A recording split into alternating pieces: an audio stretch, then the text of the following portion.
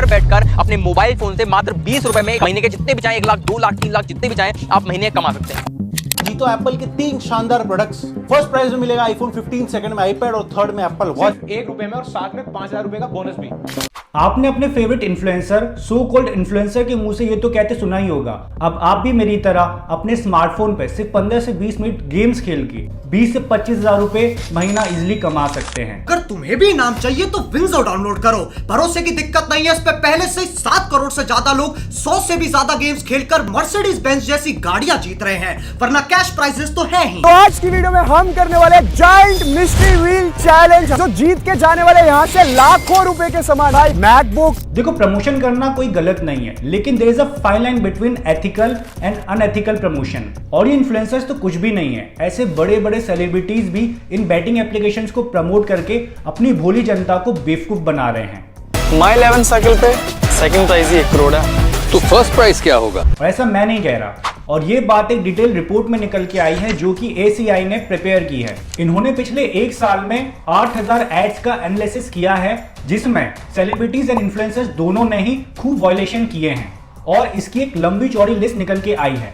Real money gaming industry has surpassed the education sector as the most violative in advertising. Forgetting the hashtag ad or hashtag sponsored for paid brand promotions could soon become a costly problem for social media influencers. According to Advertising Standards Council of India, 92% of gaming ads do not follow guidelines. Real money gaming dominates problematic ads as top violator in FY 22-23. If there are 3 or 4 people giving us very objective good advice, there are 7 others out of 10 who are probably driven by some other considerations.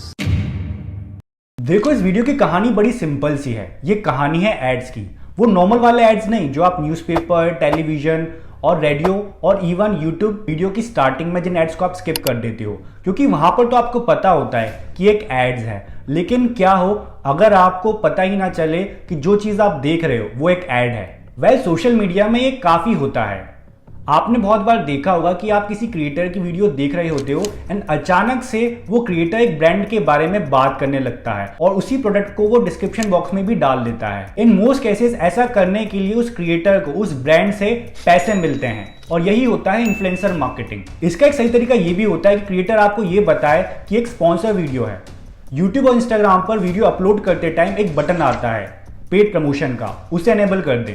Due diligence, ये भी check करें कि ये जो product है या फिर ये जो ब्रांड है किसी भी टाइप का फॉल्स क्लेम तो नहीं कर रहा है। ये सब एक बेसिक एड गाइडलाइंस के अंदर आता है, जो कि advertising standard council of India यानी कि ACI में प्रिपेयर करी हुई है। इन मोस्ट केसेस ये जो एड गाइडलाइंस है फॉलो ही नहीं हो रही है।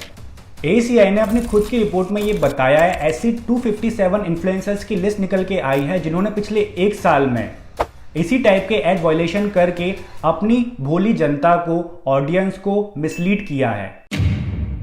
देखो, इन्फ्लुएंसर मार्केटिंग में मेनली ये 3 टाइप के प्लेयर्स ही होते हैं। पहला प्लेयर होता है ब्रांड।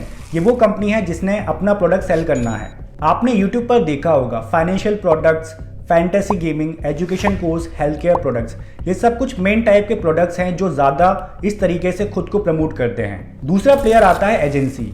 एक तरह से आप इन्हें मिडिलमैन भी कह सकते हो। इन लोगों को ये ब्रांड वाली कंपनीज हायर करती है अपने पूरे मार्केटिंग कैंपेन को रन करने के लिए। ये करने के लिए उन्हें एक फीस भी मिलती है। तीसरा होता है क्रिएटर, जो अल्टीमेटली ये ब्रांड को प्रमोट करता है। इसके लिए क्रिएटर को खूब सारे पैसे भी मिलते हैं, और जितने पैसे इन क्रिएटर को मिलते हैं उसका एक पोर्शन ये एजेंसी भी ले जाती है, जिन्हें ये ब्रांड प्रमोशन लाकर देती है। तो इस पूरे क्वेश्चन में सबका अपना अपना पर्पस ये है कि भैया सबको पैसे कमाने हैं।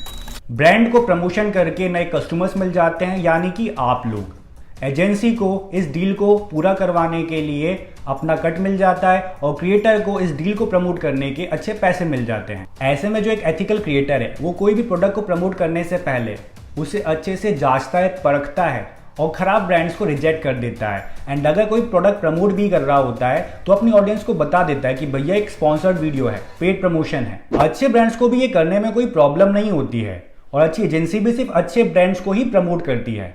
लेकिन फिर इसमें आता है एक ट्विस्ट। कुछ ब्रांड्स ऐसे भी आते हैं जो क्रिएटर्स को प्रेशराइज करते हैं कि आप ये मत बोलो कि इस काम को करने के लिए आपको पैसे मिले हैं, जबकि वो ये बोलते हैं कि अपनी ऑडियंस को इस तरीके से बताओ कि इस काम को करने के लिए आपको कुछ पैसे ही नहीं मिले हैं। और क्रिएटर्स भी ऐसा करने के लिए ज्यादा चार्ज करते हैं और ऐसा कर भी देते हैं। और जो क्रिएटर ऐसा नहीं करना चाहते उनको ये एजेंसीज आकर प्रेशराइज करती है, ज्यादा पैसे का लालच देती है, क्योंकि उनको तो अपने कट से मतलब है।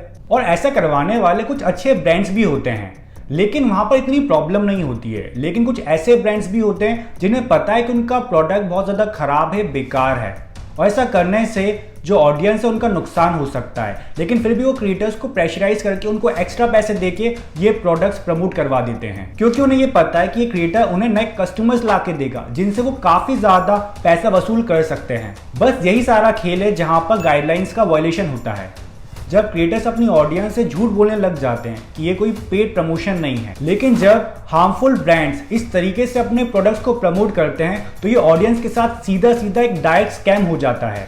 ऑडियंस क्रिएटर को अपना पूरा का पूरा ट्रस्ट दे देती है और यही क्रिएटर अपनी ऑडियंस की आंखों में धूल झोंक के अपना बैंक बैलेंस भरने लग जाते हैं। ये अनएथिकल, इमोरल और इल्लीगल है। यूट्यूबर्स को आप छोड़ दो प्लीज, क्योंकि चीखते हो, चिल्लाते हो जिन प्लेयर्स के लिए, उन प्लेयर्स को जा करके देखो कैसे हार गए।